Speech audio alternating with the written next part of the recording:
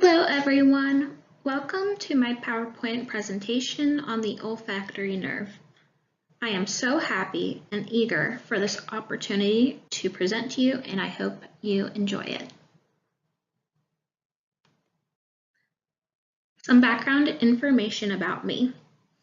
My name is Antonia Borelli, and I am in the Biomedical Master's Program. Some fun facts for you. I am left-handed. I'm also first-generation American. If my name didn't already give it away, I am full Italian, and I do speak some dialect and proper standard Italian. I have an undergrad degree in psychology with a minor in creative writing. I graduated fall of 2014 from Youngstown State University, which is located in Ohio. These are my references, which are in the AMA format.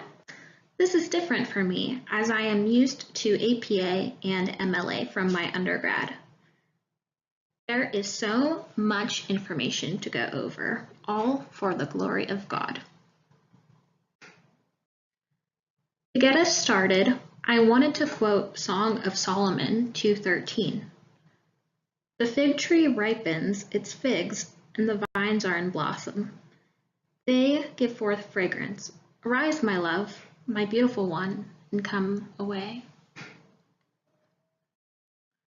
I also thought Corinthians 2:14 would be a wonderful addition. But thanks be to God, who in Christ leads us in triumphal procession, and through us spreads the fragrance of the knowledge of him everywhere. With our knowledge, I thought this would be some helpful mnemonic devices for the near future. In order to remember cranial nerves 1 through 12, I thought this was cute. Oh, to take a family vacation. Go Vegas after hours. And for remembering its functional information, S is for sensory, M is for motor, and B for both. Some say marry money, but my brother says big brains matter more. I just thought those were cute. Here we have all the cranial nerves being represented, and we will be focusing on cranial nerve 1, CN1, the olfactory nerve. It is located in the head as we see it represented here. It originates from the olfactory mucosa region of the nasal cavity. It is the shortest cranial nerve in the head, as well as a component of the nervous system. But it does not link with the brainstem. I geek out over this because I took neuroanatomy in undergrad for psychology, and this is where I really start to enjoy anatomy and physiology.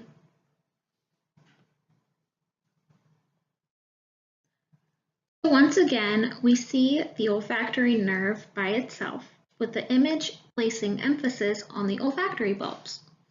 These small, almost blueberry-like extensions are located in the forebrain, where it receives neural input regarding odors identified by cells within the nasal cavity, which of course the olfactory receptor cells' axons extend into the olfactory bulb.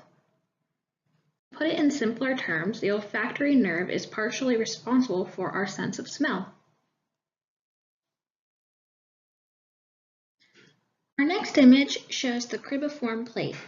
This is a light, spongy bone with a horizontal plate, 2 lateral walls, and a perpendicular plate. This thin mesh has fragile bone. Thousands of small holes assist in the olfactory neuron's axon's passage into the brain. The cells are covered with small hairs known as cilia, linked to the axon, which is the main nerve cell of the body.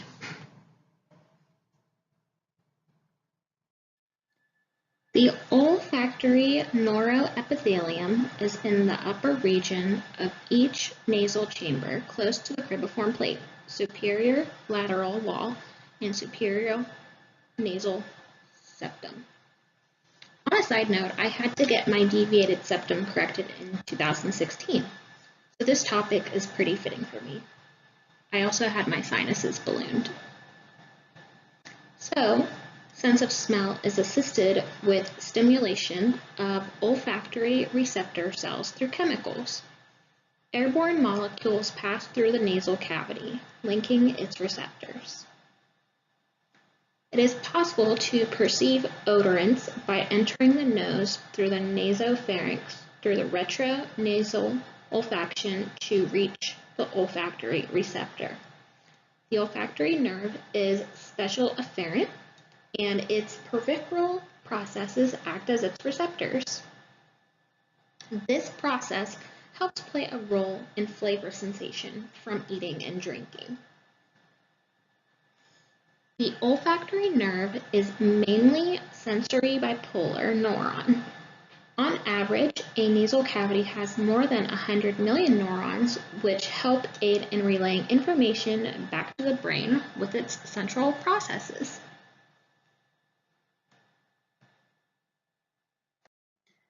Here are some of the complications associated with the olfactory nerve. Something such as a sudden blow to the head can knock the cribriform plate out of location, causing the olfactory axons to shear off.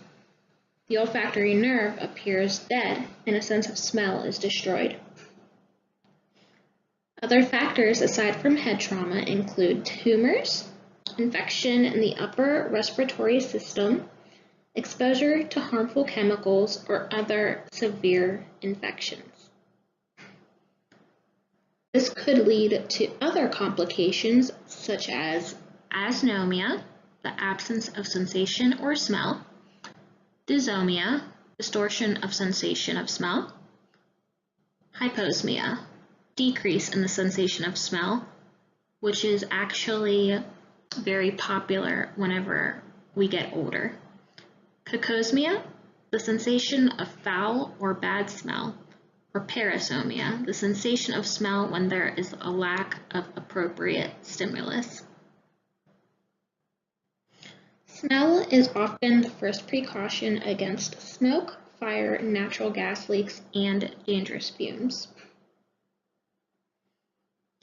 Other health problems include obesity, hypertension, diabetes, Parkinson's, Alzheimer's, malnutrition, multiple sclerosis, Korsakoff syndrome, and even obsessive-compulsive disorder has been linked with an abnormal olfactory identification. The incidence for olfactory disorders is 1 to 2%, and it can impact quality of life. NENT, sinonasal diseases, are the most common, along with post-viral disorders. Therapy treatments involve topical and systemic steroids, and success in surgery is questionable. In selected cases, zinc may be useful, but more information is needed. Thank you for listening, and I hope you have a blessed rest of your semester, and good luck.